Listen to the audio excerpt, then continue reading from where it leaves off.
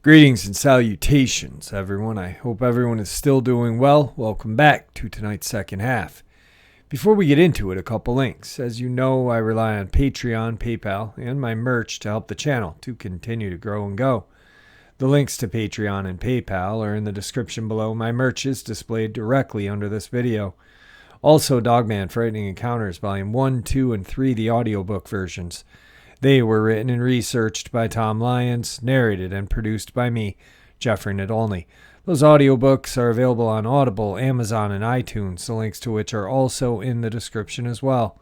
Finally, last but definitely not least, if you'd really like to help support this channel to continue to grow and go, simply subscribe, click the like button, and please leave a comment. It really does help, and it matters. And now, everyone, I have taken far too much of your time.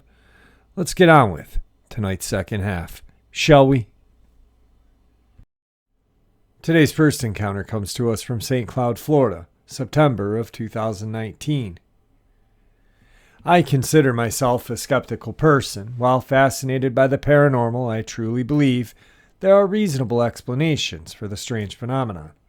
Once I thought I saw a UFO over Lake Tahoe, but upon further investigation, I realized it was a meteor shower, and the space rocks had iron in them, giving off a green glow. Another time I thought my house was haunted, only to discover it was merely a squirrel in my crawl space, and the neighbor's dog taking things from my yard. I'm not superstitious, though I like to read about superstitions as great stories, and I firmly believe in a scientific approach to explain things. Nevertheless, I have still had an encounter that I cannot find any reasonable explanation for. I feel that in that moment, I took the right steps to try and ascertain a rational explanation. 2 years later, I still have not thought of one. This encounter plays in my head regularly, as it happened on a route I still drive today. It was September 2019 when I encountered what I have since dubbed the Black Hound of Dakota Avenue. I spotted this creature not just once, but 2 separate occasions about a week apart. To give you some context, at the time I was working a closing shift at a call center in Orlando, meaning I'd get off around midnight, make it to St. Cloud at around 12:45, 1 in the morning. At the time, I had a wonderful German Shepherd Husky mix named Rex, who has since passed away. But I would leave him with my parents, who live off of Old Canoe Creek, while I was at work. After work, I'd stop at my parents', pick him up, and then I'd drive down Old Canoe Road and cross 192 to State Streets, where I'd turn left onto 10th Street toward my house. A few blocks from Lakeview Elementary. I lived in St. Cloud all of my life. I've driven this route countless times before and countless times since. It was closer to 2 in the morning on the night that I saw this shadow hound. I got stuck on a particularly long call and was late getting off of work. I'd just picked up Rex from my parents' house and turned off Vermont onto 10th. Between Dakota and California Ave, there's an alleyway between the houses. The properties on both sides have large and solid fences. Occasionally, I see a truck or a random car parked there. There's a bus stop bench at the corner entrance to the alley with a street lamp that's well lit. Across from the alleyway is an old, empty lot with a large tree toward the back corner, but otherwise it's a very wide open field. In other words, this is a well-lit area with not a lot of options for an animal to scamper off to without me seeing where they went. As I was driving down the road, I see this huge black dog standing in the middle of 10th Ave, completely illuminated by a halo of light from the street lamp. My headlights reflecting off the dog's eyes, a pale blue-green like a normal dog's. Nothing eerie like red eyes glowing like ambers of hellfire. With the street lamp and my own headlights, I was able to get a good look at this creature. Now, I'm a dog lover and a member of several local pet groups, and my first job out of high school was at a pet store here in St. Cloud back in 2013. So I know a thing or two about dogs, which is why I noticed so many details about what it had looked like. It looked like the Mastiff of sort, almost like Fang from Harry Potter. But its wrinkles and jowls weren't quite as prominent. Perhaps it had some bully breed in it, or was a cane corso. When I say it was a black hound, I don't mean it was as if oil or pure shadow into the form of a dog. Nothing quite so poetic or paranormal. Rather, it was a rather mundane black dog.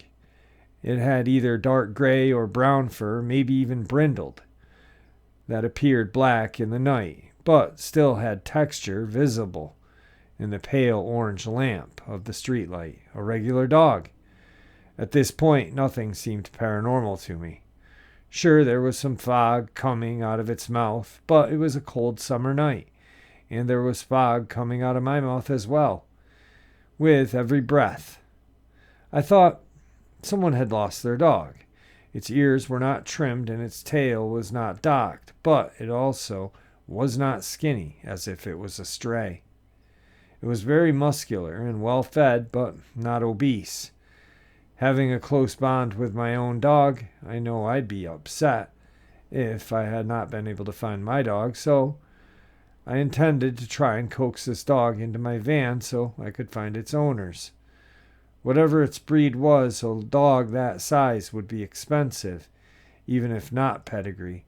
Therefore, I was sure they'd want him back.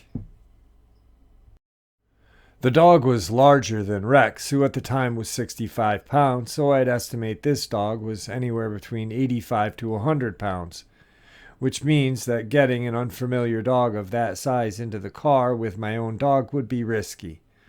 Rex was a great dog and got along with everyone. The only time he had ever become aggressive is if another dog initiated a conflict, and even then he would only defend himself or me. If Rex didn't feel threatened by this hound, I knew the dog was not dangerous. I looked over at Rex, still sitting in the passenger seat, to see how he was reacting to this animal. He clearly knew the dog was there. It was not a figment of my imagination. He was making soft vocalizations, not growls, but more of a low-tone woof, as if saying, "Hi, who are you?" "I don't know you." His hackles were only slightly raised. I knew for him this meant he wasn't angry, but more cautious, as if his instincts were telling him to be prepared. But he's still seeing if there is a real threat. His body language told me that he thought this was strange as well, but wasn't dangerous, so I got out of my car. As I had exited the car, I lost sight of the dog. At first, I thought perhaps he had gotten startled by me and ran off somewhere. I surveyed the area around me. Again, the alleyway had solid fences with no obvious gaps big enough for him to slip through, and across the street was an empty lot with an open field. The only cover in that field were some small shrubs that would never conceal a dog his size, and bushes to the far corner that he wouldn't have been able to make it to in the time that I had my eyes off of him. I thought he might have run around my car, almost like when dogs are playing tag and they circle around a tree or a bush to antagonize another dog to chase them playfully. I walked around my car but still did not see him. Back at the front of my car, I glanced over to Rex, who was also spinning his head around side to side. He was also looking for this hound. He didn't see where it run off to when I got out of the car. Rex's ears were down and his eyes were wide. He was very confused and didn't understand what was going on. I got on my hands and knees to take a look under my car and see if maybe his paws were on the other side, but nothing. It was a quiet night. I don't remember any panting or rustling of the dry summer grass crunching under his paws, or the clacking of his nails against the pavement or gravel in the alleyway. Wherever this dog was, he was long gone from us. I got back into my car, still perplexed. I was still under the assumption there must be a reasonable explanation. Perhaps he was in better shape than I thought he was. Or maybe I didn't know how fast dogs can really move or how stealthily they can be. It seemed odd to me. But at this point, I thought, hey, it's 2 a.m. I'm tired after a long shift and not at the top of my game. I turn the car on and start to drive away, and out of the corner of my eye, I see the dog in my rear view. Now I'm startled, like a scene from Scooby-Doo episode. Rex and I both swing our heads around and look, and sure enough, he's standing there, bold as brass.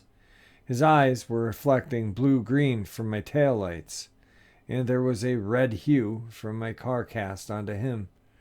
Rex's hackles are raised fully now, but his vocalizations were still just a low growling and small barks. He was very startled and defensive. Like Scooby to my Shaggy, Rex and I turned to look at each other to confirm we were both seeing the same thing. Both our eyes are wide and visibly startled. We turn our heads back to the back of our car, and the dog is gone again. At this point, I stop asking questions. I turn myself around as fast as possible and drive home with gusto. As I drove away, I saw the dog had returned in the rearview mirror and stayed in the road for as long as I could see him. This is where things took an unexplainable turn. Even though my car was in motion, meaning my brake lights were not on, and I was moving away from the dog, and even though the only other light source was a street lamp above this dog, his eyes continued to glow, a blue-green and very brightly no matter how far away I had got. Finally, after a few blocks, I could no longer see him, but the hairs on the back of my neck were standing straight up just like Rex's hackles. When I got home, I spent a few hours poring over local Facebook groups, trying to see if anyone reported a lost dog matching the description, but I found nothing. I reviewed a bunch of folklore about black dogs, mostly from the United Kingdom, and much of it was similar, but also very different. Most of the black dog stories involve proximity to a church or graveyard. The closest church is on Tennessee Ave, and there are no graveyards adjacent to it.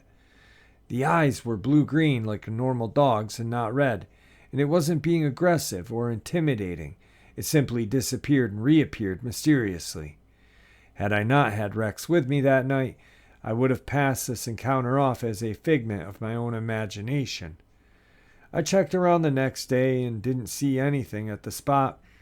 In the following days, I continued to check with local Facebook groups, pet stores, vet offices to see if anyone had lost a dog matching that description. I talked to a friend of mine who I had went to high school with here in St. Cloud, and who is very knowledgeable in regards to paranormal, and it puzzled her as well, since it was so similar yet so different from black dog legends around the world. About 2 weeks passed, and I had just started to forget about the encounter when it happened again. The situation was almost exactly the same spot and everything. Rex was with me again, and when the dog appeared in front of us, I looked at Rex and just said, "Nope, not today," and maneuvered my car to the side so I wouldn't hit him but simply went around him, my right tires just barely running over the grass in the empty field across from the alleyway. When I looked in the rear view, he was gone again, and that was the last time I saw the dog. The encounters were only 2 or so weeks apart, so it's not possible for them to have occurred on nights with full moons both times. This happened in mid to late September, not exactly a period of time associated with paranormal activity, like October, for instance. 2 years have passed, and Rex has also passed on. I now have a brindled-mouth car puppy named Oskoa, and with her fur pattern and quiet gait, there have been many occasions where she spooks me because I didn't see her somewhere because the lights were off and she blends into the dark so well. You'd think this makes it seem more familiar and real, as if now that I have a similar dog, I'd realize it was just a normal dog I'd encountered, but fatigue made me misinterpret the events. But my encounter was different from what I now experience regularly with my puppy. If anything, it makes the encounter with that dog creature more mysterious. And this is what's led me down this road to finally share this. My memories have become blurry and faded, but I remembered. I had messaged that same friend I mentioned above on the day after, recounting the tale in vivid detail about the encounter. I also remember telling her I saw the dog a second time, and I searched through our conversation history and found the messages, cross-referenced to make sure I got the streets right and the encounter layout right. Perhaps I'm not the only one who has had a similar encounter, despite what I believe were the appropriate measures to take to find a reasonable explanation. I still cannot. Perhaps this experience will be buried in obscurity, but nevertheless, I will always be puzzled by the mysterious black hound of Dakota Avenue. Today's second encounter. This happened to me Saturday, July 5th, 2008 at around 4:40 in the morning. I witnessed a strange creature as I drove south on North Holly Road towards Holly, Michigan. It lasted 10 seconds and occurred when I was about a mile away from Grange Hall Road. I was coming back from dropping off a volunteer I'd worked with at the Art Center in Davison. I didn't drink anything and wasn't on any medication or illicit drugs. I was drinking soda, and I did not feel tired, even though it was so late. My speed was slower than the posted limit, about 45 miles an hour with my brights on. I do this so I can be prepared in case a deer decides to cross in front of my path. No other vehicles were present. As I was driving, I slowed down because there appeared to be a very large creature digging in someone's trash next to the road. It was located 20-25 feet away from my car. I began to slow down to get a better look. This thing was very tall, too huge to be an average animal that I'd normally see in roadside trash bins at night. My first thought that came to mind is, what is that? I remember calling out words of animals in my head to determine what this thing was. I thought rat, no, too big. Kangaroo, it's gray. Red eyes. Rabbit? No. Not a cat. It jumps and leaps kind of like a rabbit. I don't know what I'm looking at. Can't be a chupacabra. Could it, in Michigan? This creature was holding a piece of trash. Didn't appear to have paws, more slender hand-wise. It had huge, round, red glowing eyes. It reacted and looked kind of surprised to see me, as if it thought no one would ever find out that it existed. That was my impression. Its eyes just stared at my vehicle while holding on to a piece of trash for nearly 4 seconds. Its triangular light gray face reminded me of a dog, but it was more pointed and triangular toward the end of its nose and mouth. Its presence didn't seem ordinary, and those gigantic glowing red eyes made me feel something was out of place here. Its ears were large and rounded, sort of like a mouse. Its arms were bent and closer to its body than its long, flexible legs. The body was heavier in the bottom and kind of reminded me of a kangaroo body, but he was completely gray. Maybe gray, short-haired fur. I'm not sure, but the body was definitely gray in color. It had a skinny tail and was very similar in appearance to a rat's tail, only much larger. Slightly wider, I barely noticed the creature's tail until it maneuvered out of the way from the garbage cans. In summary, this is the way the creature reacted when I came upon it. I noticed the creature digging in the garbage. It was holding a piece of trash. It stared at me for 3 to 4 seconds, dropped the trash forcefully like a human would do with both hands. It was standing upright and appeared to be over 3 feet in height. The creature bent down to the ground and jumped forward on all fours, got up a bit, and turned to the left to aim for the woods. It reached for the ground again with its front arms and jumped forward with its back swinging in front like a rabbit. The creature didn't make any sounds that I could hear even with my windows open, and it didn't try to attack me or hiss at me.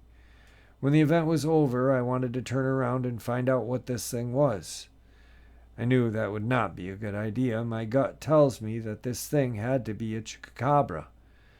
I looked up this beast on the internet. The next day discovered a photo that was taken by a rancher in 2004 that had shot and killed one. Supposedly. The creature in that photo looked very similar to the one I witnessed, except the dead animal had less flesh on its bones and I couldn't see slender hands. But it was hard to tell from the photo. I was planning on getting some land so I would let my pet cat out at night, but now there's a change in plans.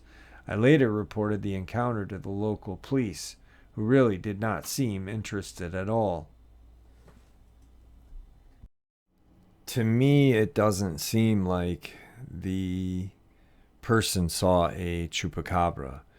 It almost seems like what he saw was a juvenile dogman or baby dogman. The farmer that he was talking about in 2004, who supposedly shot a chupacabra, a very interesting photo of it. Ironically enough, it looks like that photo or that creature that was spotted in 2021, that little, I don't even know, baby creature in Pennsylvania that I thought was a Dogman pup. And supposedly, when it tore itself out of a cage and ripped up the animal hospital it was in, only weighing, very little and being tiny, it was a coyote, but I don't believe that either. And I had talked to the lady at the animal clinic where it had occurred, and she was kind of strange when we were talking about it. But nevertheless, let's move on. Tonight's third encounter. So I live in Chattanooga, Tennessee, just a few minutes away from Harrison Bay. This year I started with 4 cats and would let them roam around outside, and they'd always come back when I started to get dark. One of them didn't come back one day, and we didn't think much other than it must have just wanted to stay out longer, and would let them in first thing in the morning. After a week of no sign, we gave up hope and thought maybe a stray dog or wild animal or something got her. We kept a closer eye on the cats from then on, but didn't have any problems until a couple of months later when another one disappeared. We now only let a single cat out who is older and meaner and can protect himself, and even then he comes back in before it gets dark.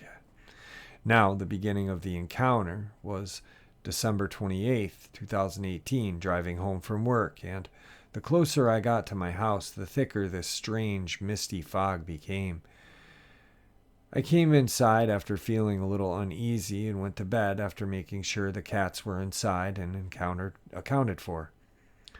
I woke up at 3 a.m. to the sounds of a cat making an awful wailing noise outside of my front door. It sounded almost like a siren from how it rose and fell in pitch. I looked to make sure the cats were okay, and they were huddled up under my TV stand looking terrified at the front door while the wailing was coming from. And I listened closer, and the sound started to trail off. It sounded like a wail on the surface, but from a guttural growl undertone, and I felt a strong urge to open that door, but then I had the feeling tell me don't open it. I smacked the door instead, and the thing made a loud, garbled, wailing growl sound as it ran off. I then went to lay back down at around 3:30 at this point and started up again outside my bedroom window. This time, however, it would wail and then make a sound like a fighting of another cat, but there were only one creature making this noise, and it kept on this loop of wailing. At around 4, it came to a stop. When I went outside in the morning to go to work, there was this white fluff all over the ground. Tonight's final encounter. This experience happened about a year ago. I'd completely forgotten about it until I was just listening to a paranormal podcast about cat people. I thought the idea was far-fetched, and then I remembered what I had seen driving to work one morning. I live in York, PA, and I worked for a post office about a year ago. I would start work at 3 a.m., and I live 45 minutes away from that post office, so I'd have to leave my apartment at 2 a.m.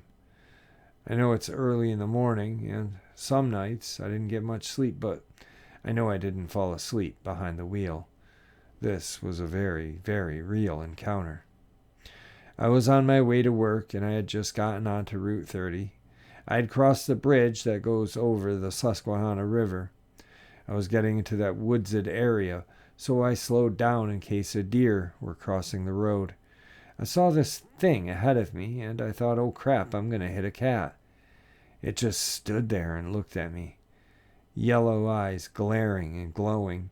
As I got closer, I saw it was huge. It was tall, very tall, almost as large as a full-grown lab retriever. It had a cat-like body, but its head was wide and its neck was super long. I still to this day have no idea what I saw. I told people at work, and they were like, you were probably just sleepy. This thing was definitely in the middle of the highway. I can't even find an animal close to its description. I thought maybe it was a weasel, but they don't get that big. The body and head were proportionate. Short legs, long neck, but the head was wider. The fur seemed dark black, maybe, and that's why at first I thought, oh crap, that's a cat.